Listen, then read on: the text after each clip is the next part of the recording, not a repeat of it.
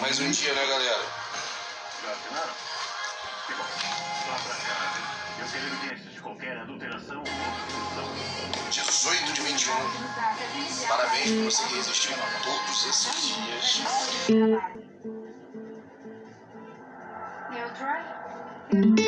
Ter suas metas, eu tô todo feliz, galera.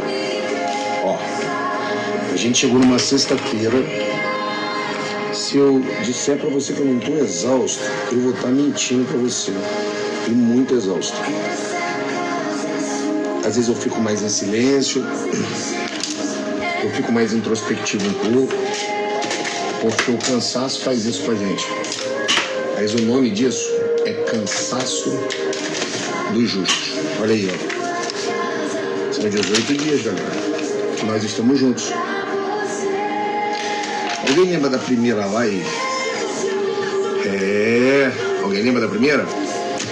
Mas antes de lembrar da primeira live, tem um aviãozinho aí. Clica nesse aviãozinho, compartilha a live com a gente. Hoje vai ser um dia muito especial. Hoje a gente vai ter um convidado muito especial. Mas antes de eu chamar o pastor Fábio aqui, vamos dar alguns recados, né, galera? Olha só. As lives, todas elas são montadas, não a revelia. As lives são montadas efetivamente para fazer sentido. Mas ela só faz sentido, assim como tudo na vida, se você trabalhar e fizer por onde. Muita gente pode estar chegando agora na live, mas basicamente nós somos duros, né? Veja, galera, nós estamos no 18º dia de live. A gente começou essa live com picos de conexão de 10 mil pessoas. A coisa mais natural do mundo é que durante as lives as pessoas vão perdendo a vontade de fazer, vão perdendo o empuxo. É por isso que eu digo pra você que vencer na vida é uma questão de perseverança, tá? E quem tá falando isso pra você é exatamente um cara que veio do nada, pô. Ninguém me deu nada, né? Papai do céu me deu fé, Deus me deu livre-arbítrio, me deu respirar, me deu vida, me deu saúde. O restante a gente trabalha, a gente se dedica, a gente faz isso aqui, ó. A gente se compromete, a gente faz a nossa parte. Tá escrito aqui, ó. Eu, aí no meu caso, Evandro Guedes, me comprometo a tomar posse da minha vida com disciplina, dedicação e foco. Nada vai me parar. E são 4 desafios que eu coloquei. Desafio 1 é a live. Desafio 2 são os cards. Desafio 3, leitura. E desafio 4, abandonar hábitos ruidosos, né? Tipo comentários negativos na internet, coisas que não te fazem bem, às vezes rancor. E eu tratei isso de uma forma muito boa, hein, galera? Vocês vão se surpreender. A gente, quando joga um pouco o ego de fora, a gente volta a falar com pessoas que não falavam com a gente volta a produzir, volta tudo a funcionar, tá? Então eu vou fazer o seguinte, tem um aviãozinho aí, você compartilha, tá? Eu vou achar o pastor Fábio aqui pra chamar ele, porque hoje a live vai ser muito maneira, cara, porque a gente vai ver uma perspectiva diferente nos nossos eixos. São eixo financeiro, crescimento pessoal, saúde, relacionamento, saúde e coeficiente emocional, baseado, obviamente, também na fé, né, cara? Quem não tem fé não tem nada. Olha o pastor aqui, ó. Eu vou chamar ele aqui, quer ver? Deixa eu ver se eu consigo chamar ele. Peraí, tá aqui. Pensa num cara que sempre se enrola.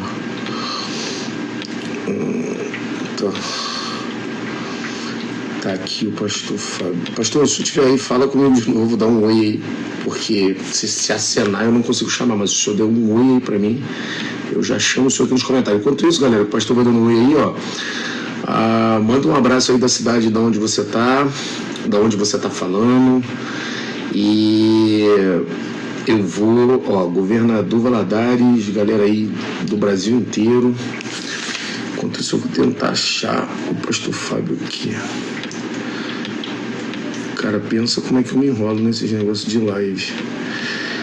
E eu sei que o pastor tá ao vivo, então se ele me chamar aqui, eu acho ele aqui. Galera, enquanto isso, vai mandando aí, ó. Pô, cara, a galera do Piauí Tem gente do Brasil inteiro, né? Não esquece de apertar esse aviãozinho aqui do lado também, tá? Vou esperar só o pastor dar um oi pra gente aqui, fazer mais um comentário, porque aí eu clico e consigo chamar ele. Não tô conseguindo achar ele aqui quando eu chamo aqui os pedidos para iniciar a conversa. Deixa eu ver se eu acho aqui. Eu sei que ele chamou lá em cima, né? Fica aí, galera, não sai daí não. Vamos achar ele aqui, ó. Mas aí, ó, conectou e eu não tô conseguindo achar ele aqui. Ou pelo menos tá aqui acenou, mas eu não consegui. Pastor, se eu tiver aí, faz mais um comentário aí comigo. Dá um oi, que na hora que você der um oi, eu chamo o senhor aqui. Não tô conseguindo. Quer ajuda? Não precisa, porque não tá chamando mesmo. Aqui, ó, você coloca aqui, ó. A Tati chegou aí, galera. Você bota compartilhar, não dá pra buscar, entendeu? Não dá pra buscar. Tati, eu já olhei. Ela veio aqui conferir pra ver se eu tô falando que eu já olhei. Não dá, porque eu não tô. Ele tá falando com você aqui na live. Não tá. E a solicitação? Agora deu. Ali. Aí, agora sim. Porque se acenar, eu não consigo chamar. Já consegui, galera. Aí. Vamos lá. Ô, pastor. E aí, meu garoto, meu irmão, Viu que dificuldade? Ô, rapaz, eu domino esse negócio de live um tempão e ainda me enrolo. Tá, você tá me ouvindo bem aí? Tá me vendo bem? Estou ouvindo, sim, perfeitamente. Pessoal, ó, o pastor Fábio Lacerda é um amigo que a gente encontrou lá em Minas Gerais. A gente foi na igreja da Lagoinha. Eu acompanho ele todos os dias. A gente acompanha aqui às quartas-feiras o culto, mas eu acompanho muito as postagens no Instagram, e eu costumo dizer que a gente tem que escolher, pastor, pessoas que são autoridades sobre a nossa vida, e a gente tem que respeitar e tem que seguir. Todo mundo precisa de orientação. A galera, olha, eu oriento muita gente, mas eu também sou bem orientado. Então, pastor, eu gostaria que o senhor falasse com essa massa que está chegando aí ao nosso público, sobretudo, a gente tem gente de todo lado, pastor, gente de 30, 40, mas acredita se o senhor quiser, sobretudo jovens, pastor, tem crianças de 13, 14, 15 famílias que acompanham a gente nos eventos que eu vou presencial. Então eu gostaria que o senhor se apresentasse aí. Maravilha, gente. Ó, boa noite para todos vocês. Sou o Fábio Lacerda. Recebi um presente muito grande do meu amigo médico, Dr. Guilherme Klein, que foi conhecer o nosso professor aí, Evandro, a Tati também, aqui em Belo Horizonte. Fiquei muito feliz por isso.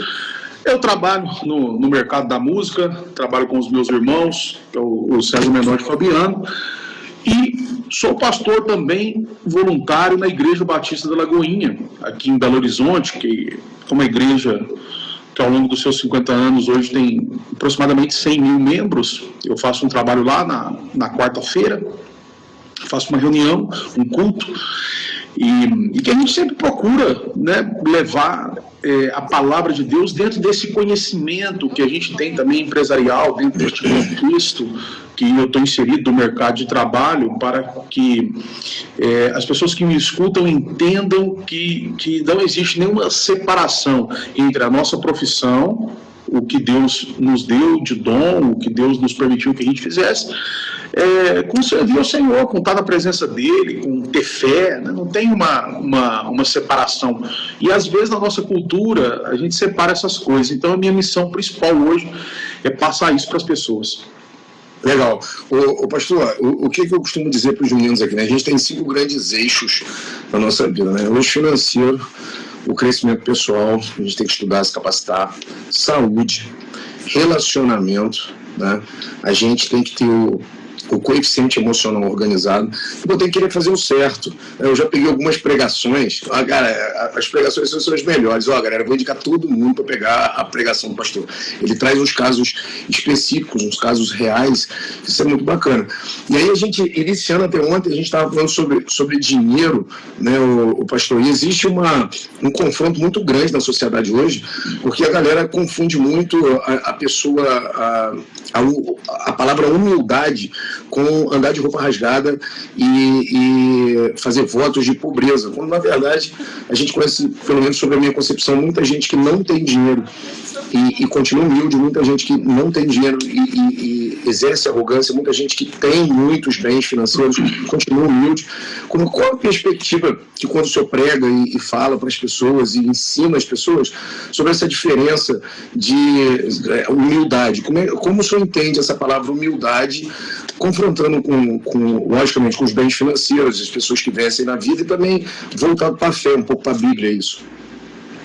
Tá.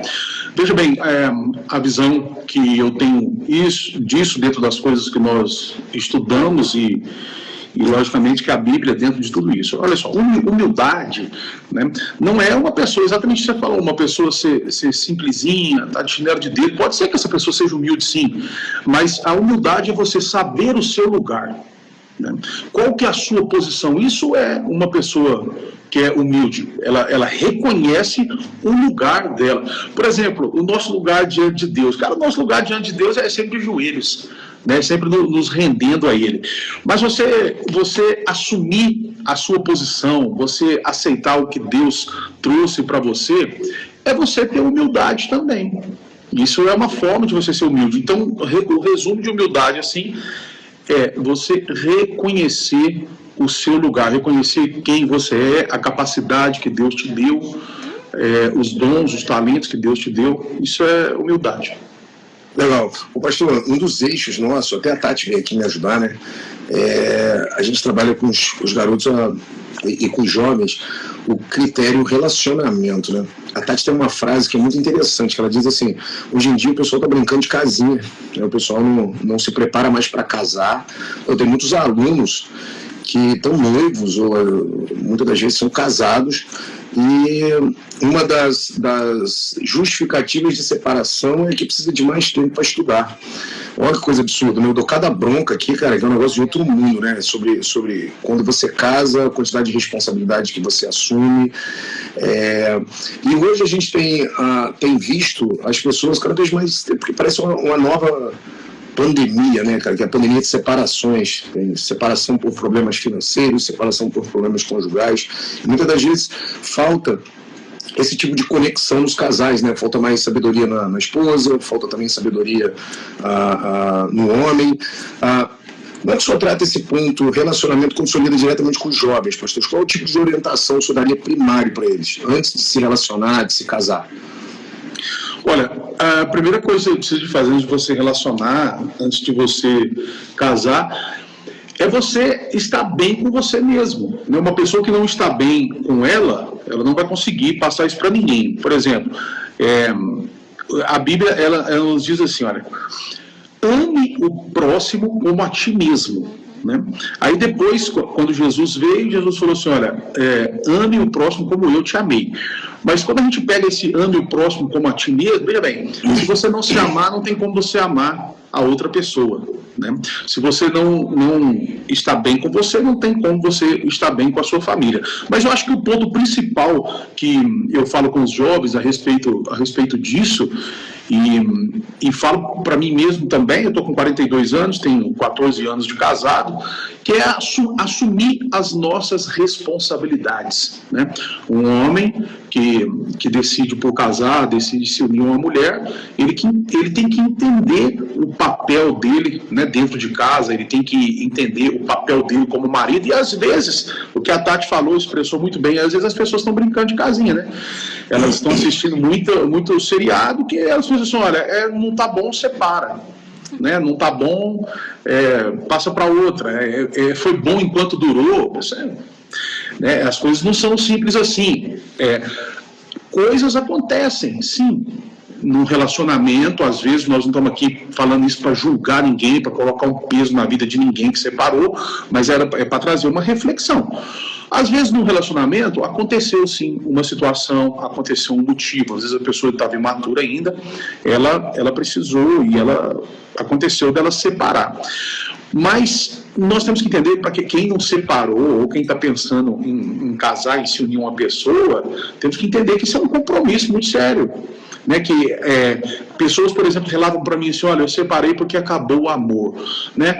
Amor não é um sentimento, amor é uma decisão. A gente decide amar as pessoas, porque imagina, se toda vez que eu acordar e falar assim, acho que eu não estou amando mais minha esposa, eu trocar de esposa, né, eu deixar a minha mulher porque eu acho que eu não estou amando mais. Amor é uma decisão, né? A gente decide amar, decide cuidar, decide respeitar, decide ser fiel. A vida, ela é feita de escolhas. E o assunto que você abordou, não sei se foi ontem, mas eu até repostei hoje lá no meu stories, falando em relação ao dinheiro e em relação ao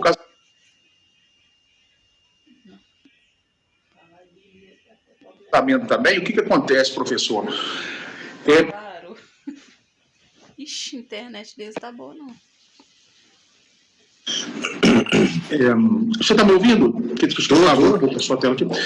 Muitos ditados populares e coisas que as pessoas vão falando que vai criando no consciente coletivo uma crença limitante, né? Então, em relação ao dinheiro, por exemplo, as pessoas dizem assim, olha, o dinheiro é a raiz de todos os males, né? A Bíblia fala isso? Não, a Bíblia ela não fala isso. A Bíblia diz que o amor ao dinheiro é a raiz de todos os males, não o dinheiro. O dinheiro ele pode ser bênção para a sua vida.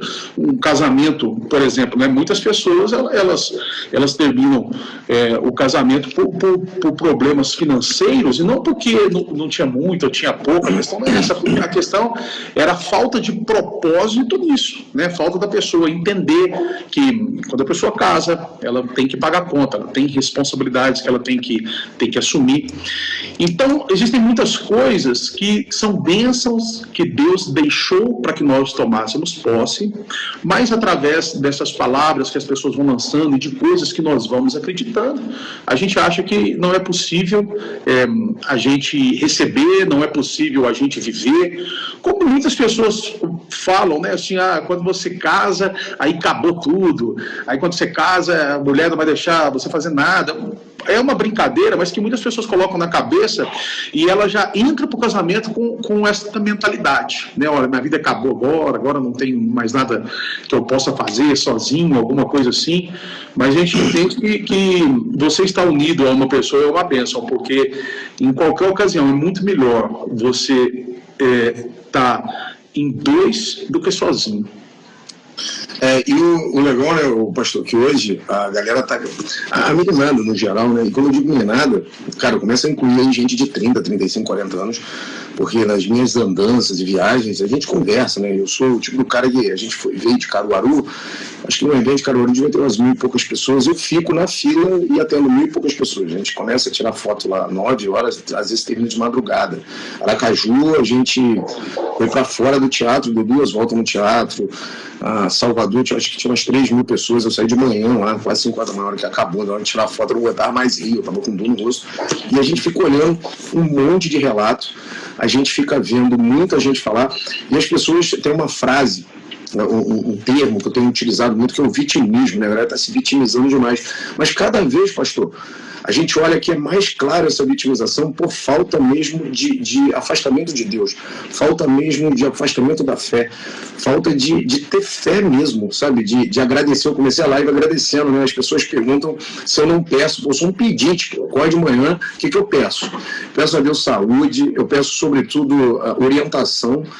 A Tati sabe bem quando eu começo a fazer essas lives, ou quando eu estou muito nos confrontos do Fábrica, que a gente lida com muita gente, com muitas vidas, a gente recebe ataque de todo lado, e quem não acredita é porque nunca vivenciou isso, porque se bobear a gente arreia, se não tiver alguém para segurar, não tiver alguém orando ali atrás. E eu costumo dizer que eu não falo tanto, né, do tema, porque eu não tenho muita propriedade para falar do tema. Eu não fui um homem levantado para falar do tema. Mas a gente sabe que é importante estar sempre tocando com os jovens, estar sempre trazendo esse ponto da fé. A pergunta básica, pastor, é o seguinte: o quanto a fé hoje o quanto o contato com Deus influencia na vida das pessoas, na performance das pessoas, e eu digo performance mesmo, performance de performar no trabalho, performar no casamento, performar na atividade física, performar na higiene mental. Pô, os últimos números antes da pandemia são aterradores, né? A galera fala de 14 milhões de desempregados, mas os números, tem números oficiais e não oficiais. Os números mais confiáveis dão na casa dos 17 milhões de brasileiros que estão entre depressão e ansiedade crônica. E quando você vai conversar com eles, muitos deles são pessoas completamente destacadas desse ponto da fé, desse ponto de Deus. Então, a pergunta bem básica, pastor, o quanto a fé, o quanto a proximidade com Deus, o quanto essa intimidade, né? Eu sempre pergunto para as pessoas qual a intimidade que você tem com Deus, se são nos louvores, se são indo na igreja, se é tendo fé, se é lendo a Bíblia, porque as pessoas às vezes ficam meio perdidas. E a pergunta, eu só vou simplificar para ficar mais clara a resposta. O quanto a fé ela consegue fazer a pessoa performar na vida do dia a dia? Olha, a fé, ela é a base de tudo o que você fizer. Então eu vou dar um exemplo para você, principalmente você que está buscando mudar de vida, você que está buscando sair da situação que você está, dar um passo a mais na sua vida. Por que a fé, vou te dar um exemplo, por que a fé é a nossa base de tudo? Veja bem, né, nisso que eu falei, que a gente cria uma separação entre Deus e muitas coisas, porque às vezes a gente olha, acha assim, não, para eu ter fé, então, em qual religião que eu vou, em qual igreja que eu vou, acho que é só um pastor, é só um padre, é só um maioral da religião que tem acesso à fé. Veja bem, às vezes a pessoa pensa assim, olha, eu estou com uma doença, eu vou pedir uma oração por cura, e eu vou ter fé que eu vou ser curado. Então alguém vai e ora, reza por aquela pessoa, para que ela exerça uma fé, para que ela receba aquela cura de Deus. Então, muitas pessoas colocaram na cabeça assim, que a partir deste momento, ela não pode ir num médico mais. Porque se ela for a um médico, ela está tendo falta de fé, porque ela pediu para Deus curá-la e ela crê que Deus vai curar. Então veja bem, Deus ele tem poder para curar uma pessoa instantaneamente, através de uma oração, como ele fez no passado, ele faz no presente e vai fazer no futuro. Deus pode fazer isso. Eu tenho certeza que se abrir aqui, nós vamos ter vários relatos de pessoas que já receberam essa bênção. Só que se você for num médico e passar e se submeter a um tratamento, se submeter a uma cirurgia, e você for curado, é um milagre também. Para os dois nós precisamos de um milagre, né? Para uma pessoa que tem um problema que ela não adianta mais o médico na vida dela, ela foi desenganada, por exemplo, ou ela está numa situação, num lugar que ela nem pode ir no médico, vai ser um milagre, mas se ela for se submeter a um tratamento, é um milagre também, né? Então, esta fé irracional, a nossa fé ela não é irracional, né? Eu creio a qualquer custo, Deus vai me livrar, Deus vai me salvar, não.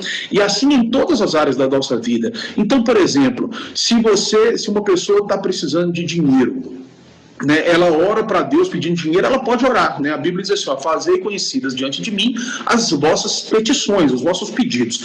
Então ela pode orar pedindo para Deus dinheiro. Agora o que Deus vai fazer? Vai pegar e vai derramar dinheiro do céu na vida dela, vai fazer com que ela ache uma carteira cheia de dinheiro, uma pessoa parava na rua e falou assim, Deus está mandando te entregar isso aqui. Será que é assim que Deus vai fazer? Normalmente não. Se você pede para Deus mais dinheiro, sabe o que Deus vai fazer? Vai te dar mais trabalho. Né? Talvez vai te iluminar para você submeter a um curso, por exemplo, a uma capacitação, né? Tudo isso faz parte da fé. Para eu ganhar mais, para eu ter um emprego melhor, para eu me capacitar, para eu subir de nível, eu vou precisar da fé para isso. Eu vou precisar de ter uma base legal, espiritual, para que a minha felicidade seja completa. Porque, assim, olha, nós somos um espírito, temos uma alma e habitamos num corpo. Então, o seu espírito vai viver eternamente. A sua alma e o seu corpo um dia serão aniquilados. Então, essas três áreas, elas precisam estar em equilíbrio, né? A sua área, o seu físico, a sua área emocional, né, que tá na sua alma, os seus sentimentos, e a sua área espiritual, que a sua área espiritual só existe uma maneira de você cuidar, de você alimentar o seu espírito, que é você ter uma intimidade, uma relação com Deus, né? E isso não se faz lá dentro da igreja, isso não se faz alguém orando por você, não. Isso aí é entre você e Deus, né? Porque às vezes a pessoa pensa assim, mas eu não vou na igreja, então eu não tem como, eu não vou me submeter a essa religião, eu não vou ter uma vida com Deus. Não, não está ligado exatamente nisso. Eu estou falando aqui, eu não estou falando para você não ir numa igreja. Eu sou um pastor que eu prego toda semana, já tem muitos anos, e quero que Deus me mantenha assim. Então é importante sim você ir na igreja, você viver se relacionando com outras pessoas, mas não é exatamente aquele momento que você está ali na igreja que demonstra a sua intimidade com Deus, né? Que demonstra a sua fé, por exemplo, que demonstra quem você é, né? Quando a sua fé, você muitas vezes vai demonstrar a sua fé no momento que ninguém estiver te olhando, no momento que você estiver sozinho, no momento que você tem uma coisa para resolver que é só entre você e Deus. Só entre você e Deus. Aí você vai poder experimentar a mão de Deus na sua vida. Sabe por quê, professor?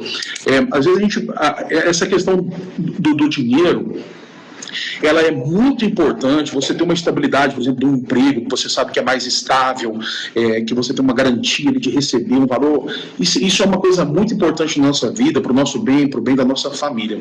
Mas o que nós temos que fazer quando a gente recebe essa fé de Deus no nosso coração e alimenta a nossa fé através da palavra, é entender que a nossa estabilidade não está nessas coisas, a nossa estabilidade está em Deus. Por quê?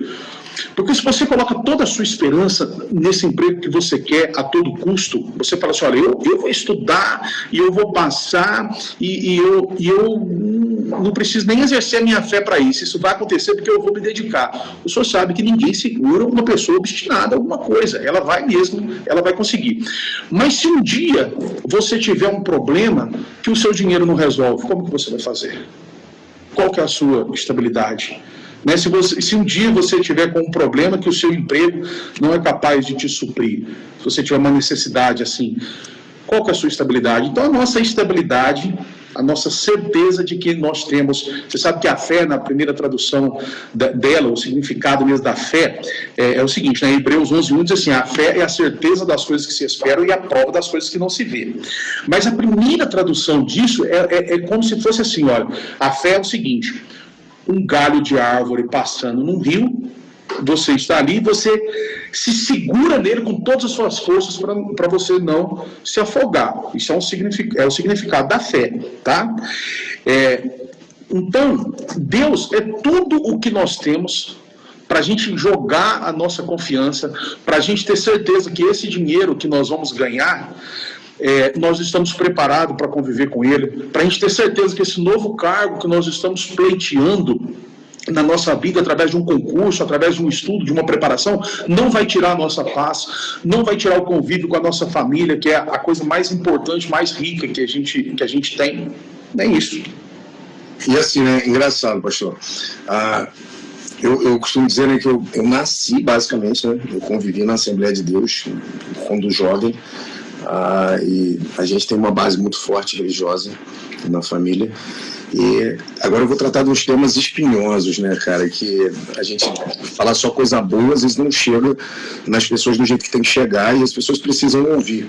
Muita gente justifica fracasso ou justifica coisa errada e coloca o coração de Deus ou a fé nas histórias, né? Eu sempre ouvi a minha mãe falar, e as pessoas estavam em volta, de que cuidado com o que você faz, porque você não agrada o coração de Deus. Eu oriento desde meninos a meninas, né? Eu falo que hoje em dia existe uma falha na criação dos jovens. Então os homens estão ficando homens na concepção mesmo de homens um pouco mais tarde. Então estão muito meninos, muito jovens, muito garotos. E as meninas vão chegando aos 30 anos, 30 e poucos anos, vai dando meio que um desespero. Eu lido com muitas meninas assim que estudam e elas vão buscando um parceiro, um modelo ideal, e às vezes elas não encontram, passam um percurso. E começa o problema de relações extraconjugais, né? Eu costumo dizer, principalmente para as meninas, falei, cara, não adianta de jeito nenhum você arrumar uma relação extraconjugal e ir para a igreja e pedir a Deus para abençoar isso, que coisas erradas não vão ser abençoadas, fraudes financeiras não vão ser abençoadas. Pensamentos de morte, né? Eu já tive aluno que tentou suicídio, e aí a gente senta e conversa e fala, cara, isso aí é o pior ato que você pode fazer, isso aí não vai ser validado nunca, você não vai ter validação em coisas erradas. E ainda existe, pastor, muita gente, todos os eixos financeiros, né? No financeiro, gente que faz coisa errada, deve, gente que trata o dinheiro lesando outras pessoas, no crescimento pessoal mesmo, tentando arrumar um trabalho, tenta achar um caminho mais rápido, nos relacionamentos, são o grande problema dos relacionamentos extraconjugal. Eu fico pensando, né? Você imagina, uma menina entra num casamento e de um lado eu tenho a esposa que agrada o coração de Deus em uma igreja pedindo fé pela vida dela, e por outro lado a menina pedindo fé por uma relação extraconjugal. Pô, alguém vai ter que ser padrinho, né? Uma vez eu vi uma pregação do senhor, achei o máximo, eu ri aqui compulsivamente aqui. Eu achei que foi a forma mais fácil de se comunicar, de que coisas erradas não podem ser validadas num culto religioso, ou não pode ser validadas justificando Deus no caminho. E aí eu queria que o senhor comentasse um pouco sobre esses erros que as pessoas fazem e como isso não agrada efetivamente o coração de Deus. Isso não é só fala, isso não é só conversa, isso é o dia a dia. Nós somos aquilo que a gente faz, né? A palavra convence, mas o exemplo da execução é que arrasta. Não adianta a gente falar, pregar uma coisa e fazer coisa totalmente diferente, né, pastor? Exatamente.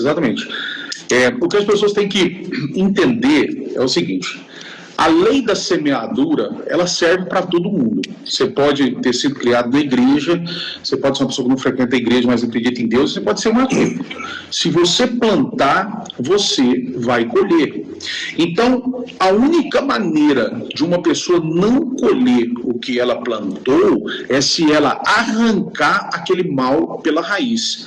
E isso só acontece se houver um arrependimento, que um arrependimento não é uma lamentação daquilo que essa pessoa fez errada, de uma mulher que traiu, de um homem que traiu, só ficar tendo remorso, né? Falar, ai, por que eu fiz isso? Tá vendo a confusão que eu arrumei agora? E não, é quando você olha e fala assim: peraí, eu fiz isso aqui com uma pessoa, eu magoei, eu estou errado, eu reconheço o meu erro, eu vou procurar ajuda se preciso for para eu me tratar desta fraqueza, e eu não vou fazer isso mais, pelo contrário, agora eu quero ajudar quem está nessa situação para sair. E isso é um arrependimento, né? Isso é um arrependimento. Então as pessoas têm que entender que no mundo espiritual não existe justificativa para quebra de princípios. Né? Princípios, eles não são negociáveis, princípios, eles precisam ser cumpridos. Então Deus, ele é nosso amigo e nosso pai, ele não é nosso comparsa. Quem concorda com tudo é comparsa, não é amigo. Então não adianta, Deus não tem filhos prediletos, não é porque a sua mãe ora por você, que tem uma promessa na sua vida, que você vai poder fazer coisa errada, e você não vai sofrer as consequências daquilo. E quando a gente não se confronta e não aceita o confronto, que a pessoa que não aceita o confronto, ela sofre a pena daquilo que ela está fazendo. Quando ela não aceita o confronto, o que é o problema disso? Que ela vai ficando cega com essas coisas. Né? Aí ela começa a achar que aquele errado é certo. Chega ao ponto, por exemplo, teve pessoas que já se aconselharam comigo, e eu, nessa caminhada, eu tenho aconselhado muitas pessoas, muitos empresários, muitas mulheres. E já teve gente que se abriu comigo e disse assim, falou: olha, pastor, eu estou vivendo uma situação extraconjugal, eu me envolvi com uma mulher lá no meu trabalho, ela também é casada, e nós já estamos juntos tem 6 meses, e nós estamos orando para ver se Deus permite a gente separar dos nossos cônjuges, que a gente tem problema com eles, para a gente se unir. Então, né, você olha, você consegue, eu acho até uma ingenuidade, eu consigo nem ver tanta maldade, chegar ao ponto de pensar isso, né? Falar assim, eu vou orar para ver se é para a gente está orando para ver se a gente separar, para a gente viver junto, que a gente tem problema com os nossos cônjuges. Então Deus não vai te direcionar para isso, né? Fala assim, então Deus vai tocar seu coração, vocês têm problema, então vocês vão separar lá e vai unir, e Deus vai abençoar essa união. Não funciona assim. Deus não trabalha dessa forma, porque uma coisa que tem que ficar bem clara, né? homem dos outros e mulher dos outros não é presente de Deus. Né? Pode ser presente de quem for. Infelizmente, a verdade tem que ser dita. Se uma pessoa ela vive hoje num relacionamento que ela tomou a mulher de alguém, tomou o marido de alguém, ela vai precisar se arrepender, e arrepender são atitudes. Vou te dar um exemplo, professor. Se eu entrar em uma loja, que eu fui ali naquela loja e roubei uma coisa, e agora eu estou com falta de paz por isso, e eu me arrependo, falar por que eu fiz isso, eu estou com consciência muito pesada, isso aí está trazendo coisa ruim para a minha vida, eu me arrependo. Primeira coisa, então, que eu tenho que fazer se eu me arrependo, eu tenho que ir lá na loja e restituir o meu prejuízo, se eu posso fazer isso, se o senhor me é. E me colocar à disposição, eu falar aqui, ó, se você quiser me denunciar, quiser que eu vou ser preso, eu prefiro ser preso e estar em paz do que ficar solto com esse peso de saber que eu fiz uma coisa errada. Então, esse é o primeiro ponto. Se a pessoa faz coisas erradas, se ela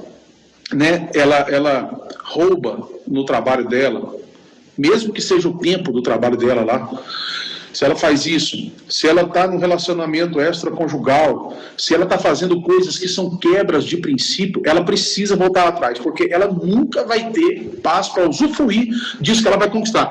Ela pode até conquistar, mas ela não vai ter paz para usufruir. E é isso que nos dá a diferença, a exata diferença que nos confunde um pouco em relação a receber bênçãos entre ganância e ambição. A diferença é essa. A ganância e a ambição, eles têm o mesmo objetivo, que é de uma conquista.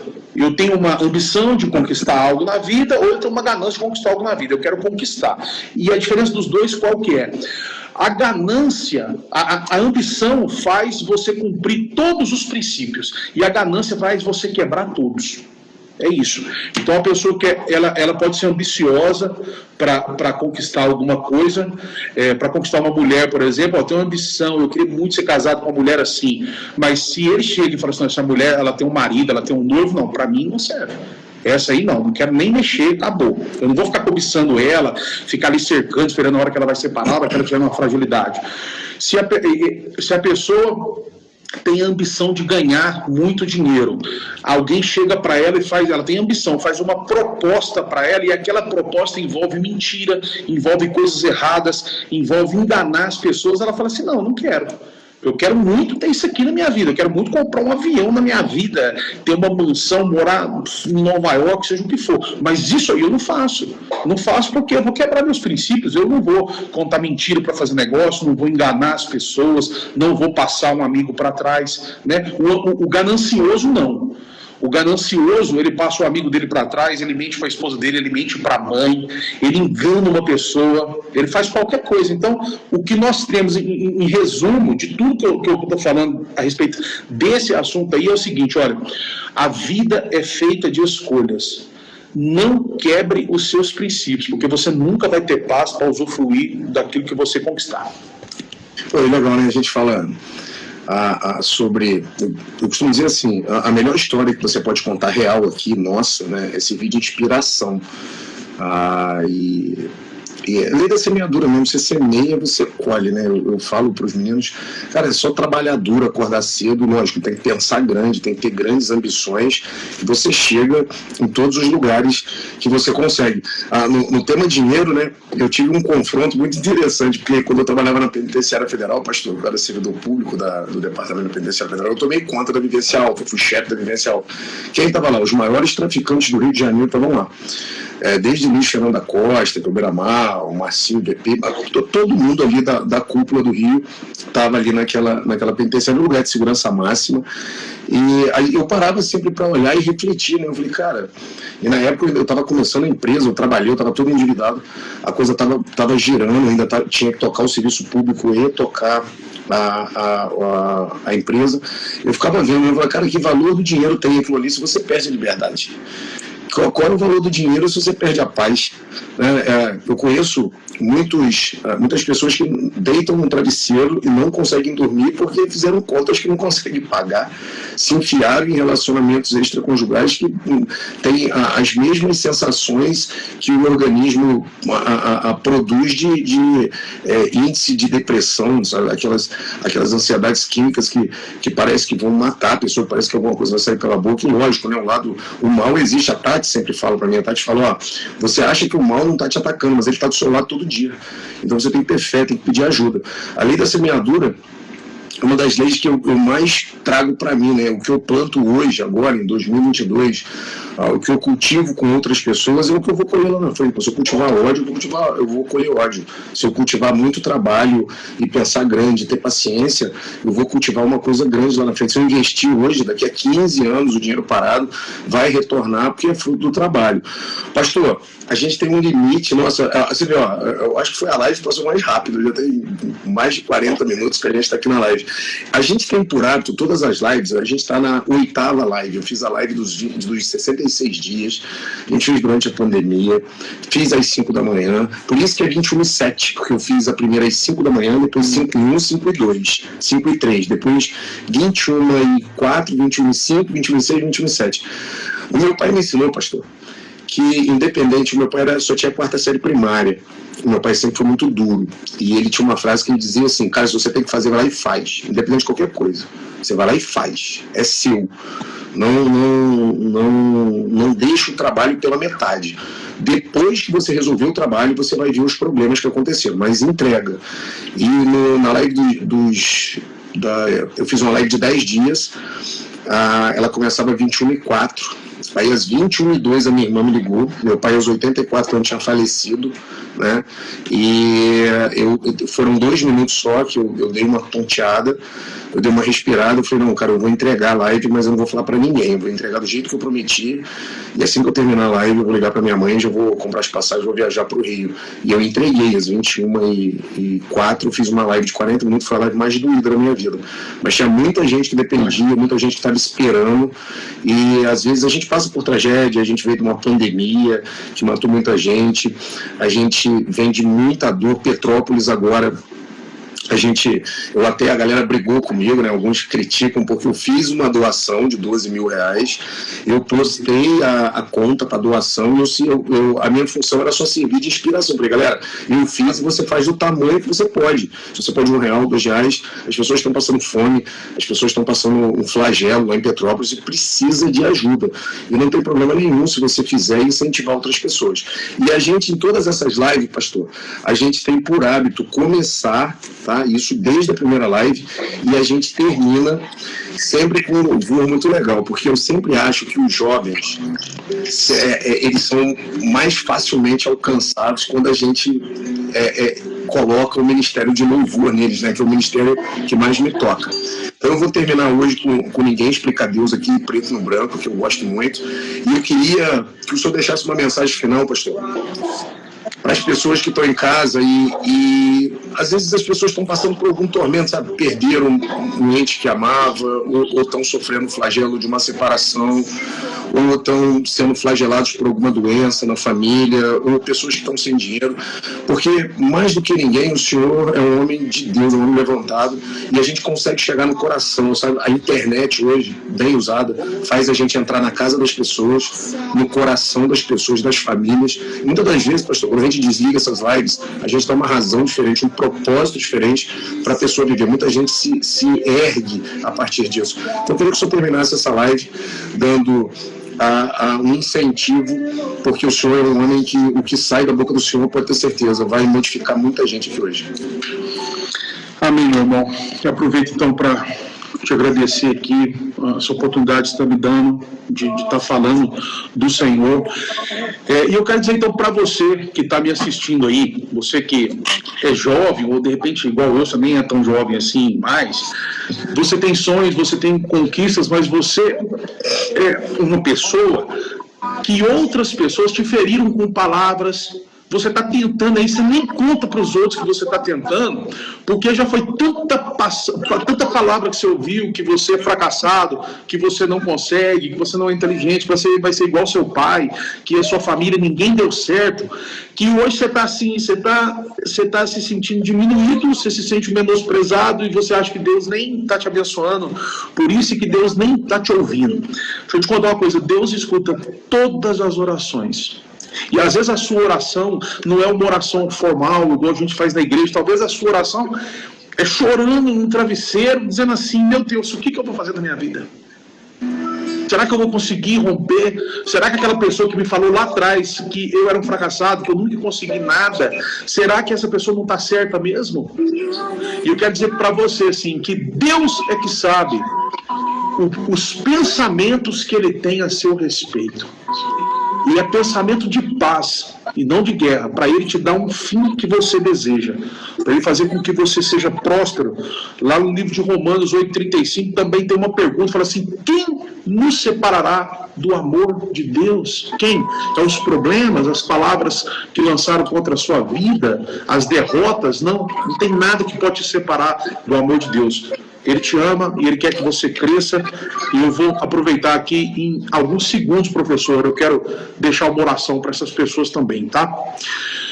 Pai, eu quero te agradecer esse momento que nós estamos aqui, e eu peço que toda palavra, Senhor, que foi lançada aqui possa ir de encontro à necessidade emocional e espiritual de cada um que está me assistindo, aqueles que têm sonhos, Pai, sonhos de vencer na vida, sonhos de mudar de nível, Senhor, sonhos de dar a volta por cima, de passar num concurso, de empreender, de ter um emprego melhor. Eu peço que o Senhor abençoe a vida deles, tirando todo o mal, tirando toda a ansiedade, iluminando o caminho deles, se eles precisam de ajuda, se eles precisam de um profissional, mas que eles não ficam, Pai, da maneira que eles estão, que eles possam prosperar e ser felizes em todas as áreas, em nome de Jesus. Amém.